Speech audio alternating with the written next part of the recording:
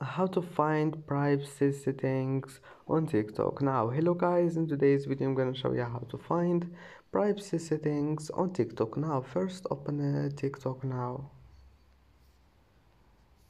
and now click on your profile here in the bottom corner, and after that click these three lines, and then click this one, privacy. And here's it. As you see here, you can manage your interactions and your discoverability, and that's it. And I hope that can help you.